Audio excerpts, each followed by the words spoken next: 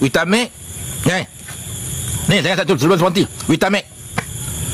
Ada orang, ada tak siapa-siapa ni yang makan vitamin? Yang dia dah memang tak ada masalah, dia cuma lemah je. Dia makan Vitalis pun dia jadi. Tapi dia beli vitamin. Ada tak sini sana? Ada tak? Saya 2 hari lepas, orang yang mana yang makan vitamin, baru saya tahu yang saya buat.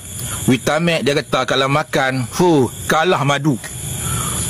Na'udzubillah. Vitamin kalau makan kalah madu. Vitamin siapa makan memang kalah Vitalis. Hebat vitamin tu, dahsyat.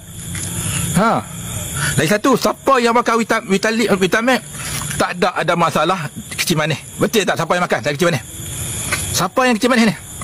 Siapa yang makan vitamin tak ada masalah kecil manis? Betul tak? Betul, try tengok. Terus padu. Dia kecil nak je, dia kecil manis tinggi.